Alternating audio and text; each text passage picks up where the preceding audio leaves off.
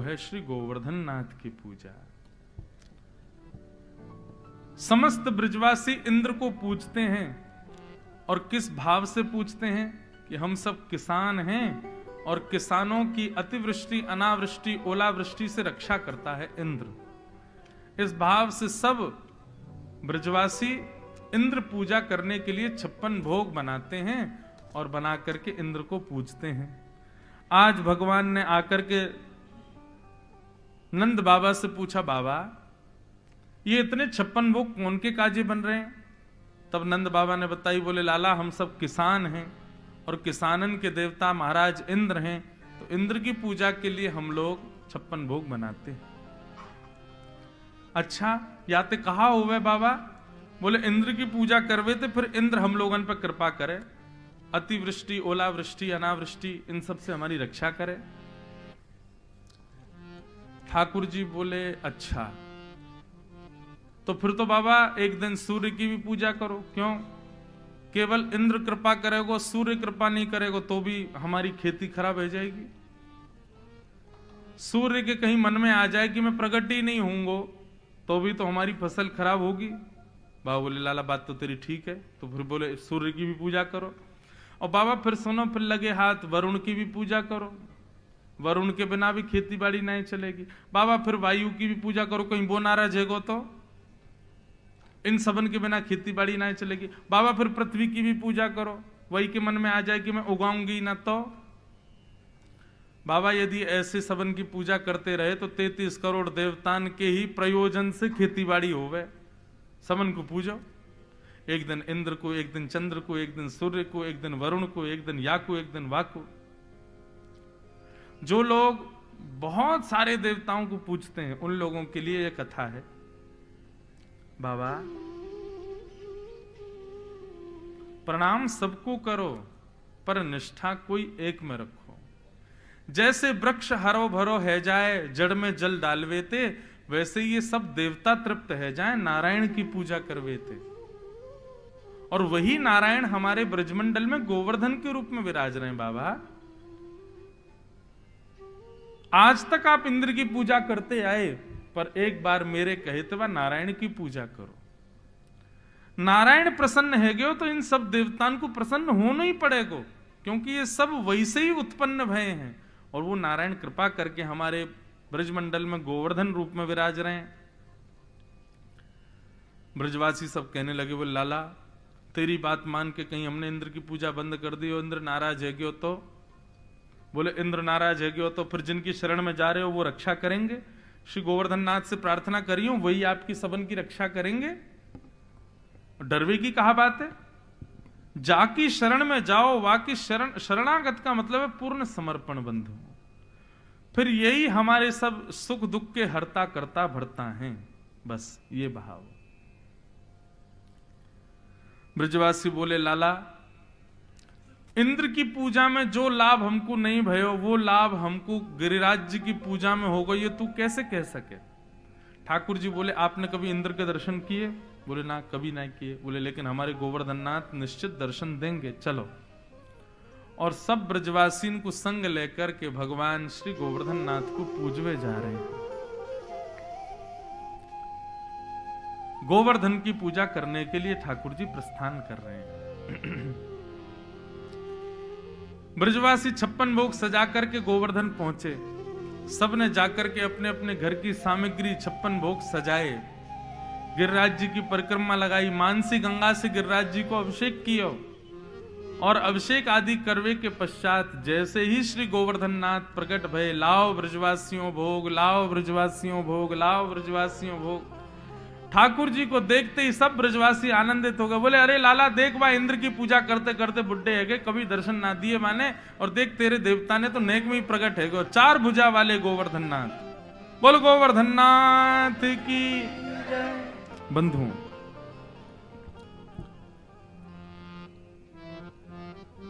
भगवान ने यहां पर ब्रजवासियों को 3 कारणों से श्री गोवर्धन लेके गए। सबसे पहला कारण, पूजा उसकी करो जो भाग्य बदले। भाग्य बदले मतलब बंधु हम सब अपने प्रारब्ध भोगने के लिए आए हैं पृथ्वी पर। हम सब अपने प्रारब्ध के अनुसार कोई ना कोई सुख दुख कुछ ना कुछ हमारे जीवन में लगा ही रहेगा, परंतु जो भाग्य को सुधार करके भगवत सन्मुखता प्रदान करे ऐसे देवता को पूजो, और वो केवल ठाकुर जी हैं, श्री कृष्ण हैं। इसका मतलब ये नहीं कि गणपति को मत पूजो, शंकर जी को मत पूजो, देवी को मत पूजो, सबको प्रणाम करो, लेकिन एक निष्ठा केवल एक में रखो। अब जितनी भी माताएं हैं सब मेरे लिए मां समान हैं, लेकिन मेरी जन्मदात्री मां वो तो मेरी सर्वस्व रहेगी ना, उसके स्थान पर थोड़ी कोई आ जाएगा। ठीक वैसे ही बंधुओं सब देवताओं को पूजो, पर निष्ठा केवल और केवल एक में रखो, जिसमें भी आपकी हो।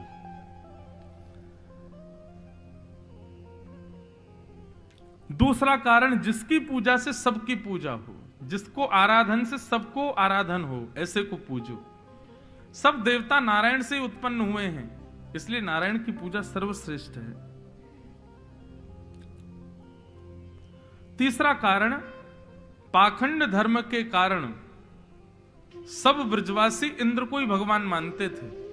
भगवान ने यह भी सच बताया, बोले इंद्र भगवान नहीं है, इंद्र तो केवल कार्य करता है।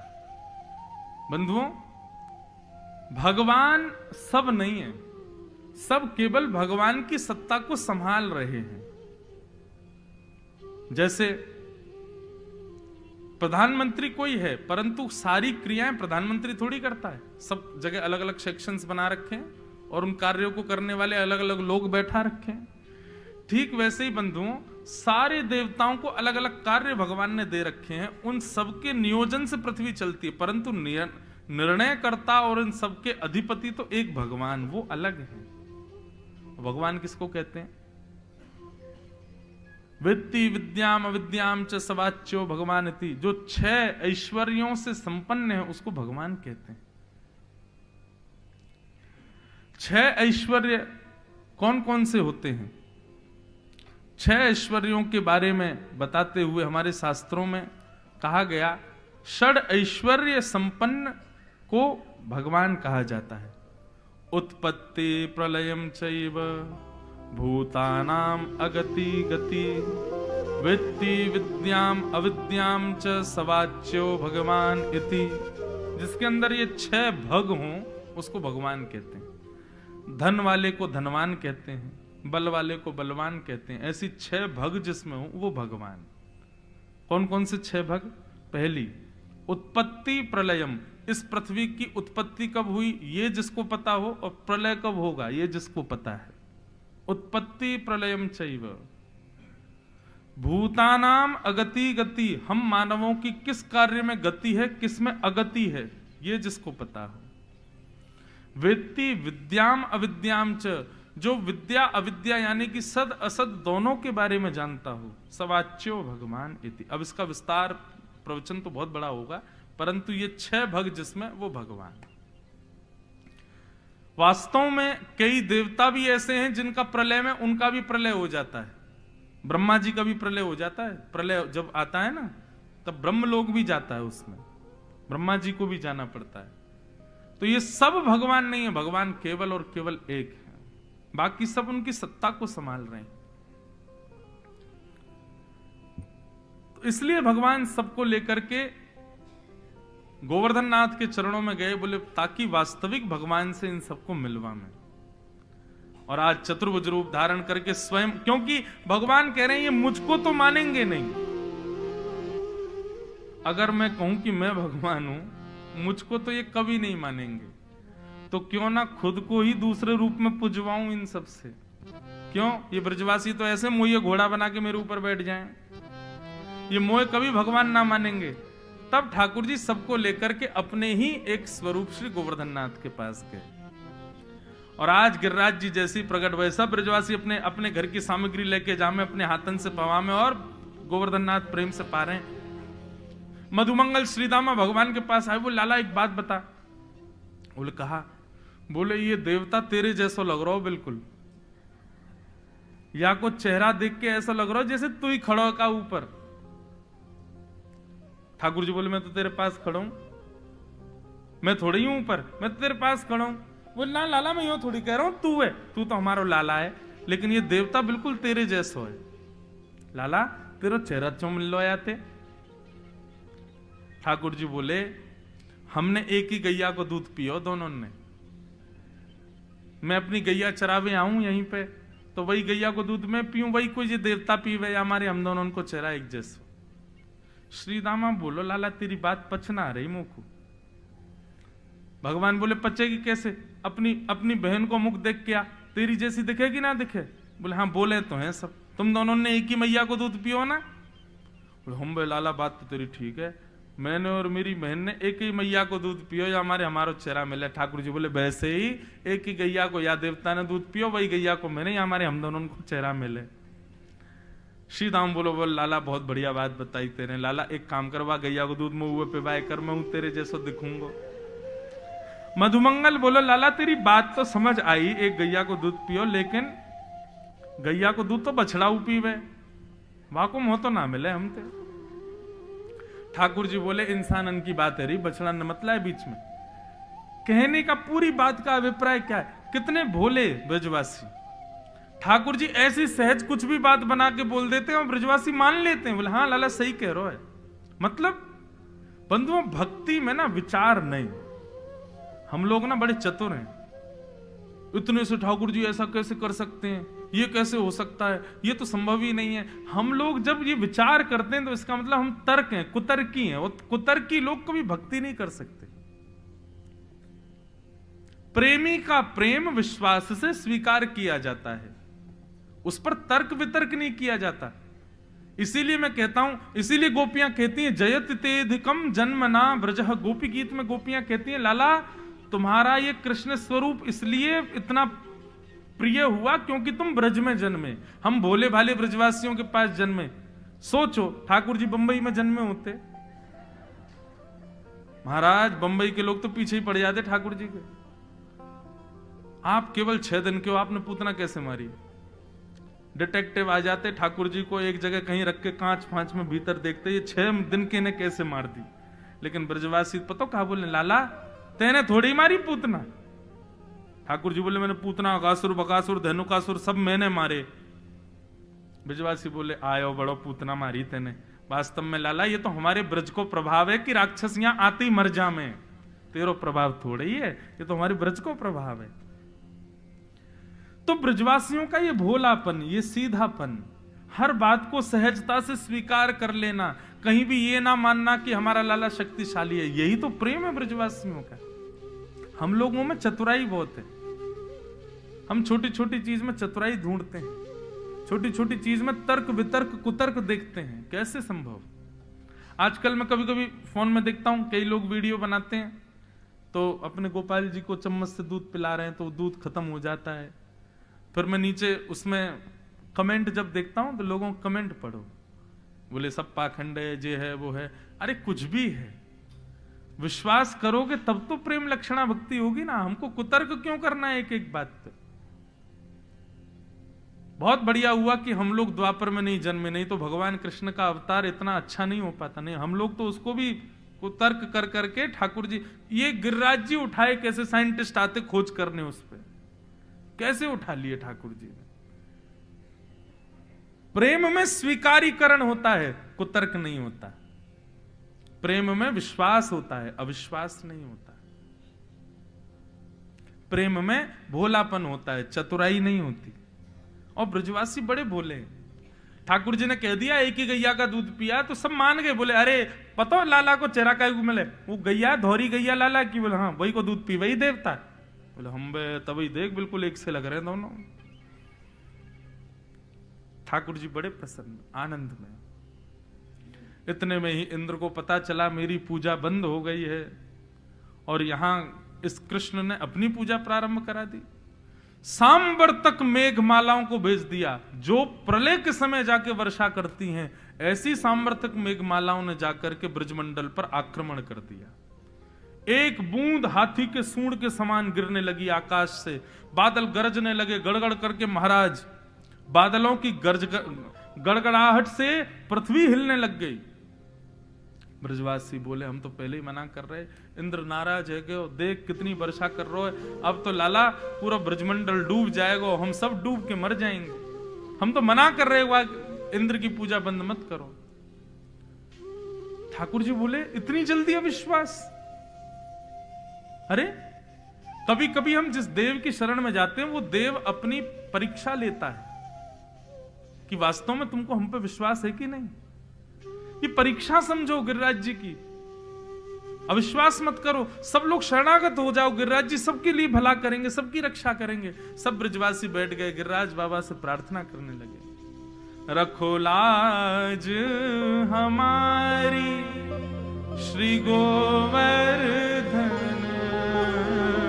रखो लाज हमारी श्री गोवर्धन, गिरिराज धरण प्रभु तुमरी शरण, गिरिराज सब लोग गाओ, प्रभु तुमरी शरण, रखो लाज हमारी श्री गोवर्धन, रखो लाज हमारी श्री गोवर्धन, रखो लाज हमारी श्री गोवर्धन, रखो लाज हमारी श्री गोवर्धन, गिरिराज धरण प्रभु तुमरी शरण, गिरिराज धरण प्रभु तुमरी शरण। यहाँ सब ब्रजवासी गा रहे हैं रखो लाज हमारी गोवर्धन। इतने में ही 7 बरस के ठाकुर जी ने पहले तो गिरिराज जी को जाकर के प्रणाम किया और प्रणाम करके दोनों भुजाओं से गिरिराज जी को एक तरफ से अधर कर दिया। जैसे ही नीचे से गिरिराज जी उठे, ठाकुर जी ने भीतर प्रवेश करके अपने बाम हस्त की कन्नी उंगली पर गोवर्धन नाथ को धारण कर लिया। बोलो गोवर्धन धारी भगवान की ओ गिरिराज धरण प्रभु तुमरी शरण, गिरिराज धरण प्रभु तुमरी शरण, रखो लाज हमारी श्री गोवर्धन, रखो लाज हमारी श्री गोवर्धन, गिरिराज धरण प्रभु तुमरी शरण, गिरिराज धरण प्रभु श्री गोवर्धन नाथ जी। 7 बरस के ठाकुर जी ने 7 कोस लंबे चौड़े गिरिराज पर्वत को अपनी बाम हस्त की कन्नी उंगली पर धारण कर लिया। बोलो गिरवरधारी गोपाल की जय। सब ब्रजवासी महाराज दौड़ करके गोवर्धन नाथ के नीचे पहुंच गए। सबने जा जा करके अपनी छड़ी लगा ली नी और एक जय जयकार हमारे यहां बोला जाता है, पूछरी के लौठा की हुप हुप प्यारे। अब दोबारा बोलेंगे तब आप बोलियो, हुप हुप प्यारे हैं। पूछरी के लौठा की कई लोग तो समझे ही ना भयो का। देखो ये ठाकुर जी का बड़ा प्रिय जय जयकार है। कैसे? ठाकुर जी ने जैसे ही गिरिराज जी अपनी कन्नी उंगली पर धारण किए तो महाराज सब ब्रजवासी नीचे पहुंच गए। अब बीच में ठाकुर जी खड़े हैं तो ऐसे थोड़ी ठाकुर जी ने सीधे उठाए, बिल्कुल अधर, बिल्कुल जैसे ये छत है ऐसे ही बिल्कुल गिरिराज जी टिक गए। कभी गिरिराज जी इधर को जावे, कभी गिरिराज जी इधर को आवे, बीच में ठाकुर जी हैं। तो जैसे ही गिरिराज जी इधर को जामे तो सब ब्रजवासी अपने लठ लगामे नीचे और जैसे जोर लगा के हई सा ऐसे बोलते हैं ना आजकल के लोग, ऐसे सब पूछरी के लौठा की हुप हुप। तो जब जोर लगा में तब सब लोग ऐसे हुप हुप और जैसे ही गिरिराज जी ऊपर रह जाए फिर सब कहें प्यारे जय हो, सद गए गिरिराज जी। अब दूसरी तरफ गिरे तो वहां के लोग लगाम है। तो ऐसे करते हुए श्री गिरिराज जी दोनों तरफ झूल रहे हैं और गिरिराज जी को सब अपनी अपनी छड़ी से ऊपर कर रहे हैं। पर 7 कोस लंबे चौड़े गिरिराज जी छड़ी से टिकेंगे? इन ब्रजवासियों को सुख दे रहे हैं ठाकुर जी ऐसे ऐसे करवा के, नहीं तो इनकी छड़ियों में सामर्थ 21 किलोमीटर लंबे चौड़े ऊंचे गिरिराज जी को ये अपनी छड़ियों से साधेंगे? कभी नहीं हो सकता। ये केवल ठाकुर जी इनके साथ विनोद कर रहे हैं, कभी गिरिराज जी यहां जावे, कभी गिरिराज जी यहां जावे, और सब ब्रजवासी अपनी अपनी छड़ी पर लगामे। अंत तो ठाकुर जी ने एक स्थिर कर दिया गिरिराज जी को, सबन ने छड़ी लगाई, सब अपने पसीना पहुंचे। लाला साध लियो हमने, लाला सदगो गिरिराज जी। भैया मनी मन करा ले भैया, यहां गिरिराज जी धारण है गए, अभी पूजा चल रही है। तो जैसे ही धारण भये सब ब्रजवासी बड़े प्रसन्न। वो लाला सब अपने पसीना पहुंचे, सब एक दूसरे से कहें देख रहे भैया हमारे बांस में ताकत देख रहे हो, गिरिराज जी टेक लिया हमने, छुइयो मत याकू, हिलन मत दियो, ऐसी रहन दियो। और ठाकुर जी ऊपर खड़े खड़े नीचे हंस रहे हैं, बोले वाह ब्रजवासियों। लाला उंगली नीचे कर ले तू, ये कहा कर रखो तेने, ऐसे खड़ो है, नीचे कर ले याकू। भगवान बोले ये गिरिराज जी हमने धारण किए। सब हंसे जोर जोर से, बोले देखो लाला हमारा कितनो बोरो, यूं करो यानी गिरिराज जी धारण किए। अरे लाला ये नाटक है मत करे, चल नीचे कर ले उंगली। ठाकुर जी बोले मैंने उंगली नीचे कर ली, गिरिराज जी नीचे आ जाएंगे। वो लाला तू बात मत बनावे, तू जल्दी उंगली नीचे कर, हमारे लट्ठन पे सब गिरिराज जी टिके भये। ठाकुर जी बोले तो फिर संभालो गिरिराज जी। जैसे ही ठाकुर जी ने उंगली नीचे करी, महाराज सबके बांस बीच से फटने लगे, चट्ट चट्ट करके सब गिरने लगे, गोवर्धन नाथ नीचे गिरने लगे। सब ब्रजवासी अपने बांस पकड़े, ओ लाला संभाल संभाल संभाल। ठाकुर जी ने इतने में ही अपनी कन्नी उंगली लगाई, गिरिराज जी पुनर्सद गए, सबके बांस बल्लियां जो भी डंडे थे सब टूट टाट गए। अब तो दूर दूर तक 21 किलोमीटर तक एक भी सपोर्ट नहीं है, अकेले ठाकुर जी खड़े। और जैसे ही इस दृश्य को ब्रजवासियों ने देखा, लाला सांची में तेरी उंगली पर टिक रहे हैं गिरिराज जी। भगवान बोले अंबे मेरी उंगली पर टिक रहे हैं। आज तो देवताओं को लगा कि अब तो ब्रजवासी मान ही जाएंगे कि ये भगवान है, अब तो कोई और रास्ता बचा नहीं है, अब तो ब्रजवासियों को पूर्ण भरोसा हो जाएगा कि ये भगवान है। लाला कैसे उठाए तेने इतने बड़े गिरिराज जी, तुम इतनी शक्ति कहां से आई?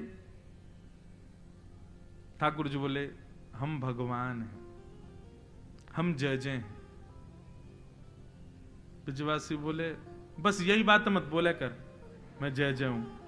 तेरे ऐसा कौन सा काम किया जय जय? बोले मैं तो बार बार कहूं, मैंने इतने सारे राक्षस मारे, सब कर दिया, अब देखो गिरिराज जी उठा लियो मैंने।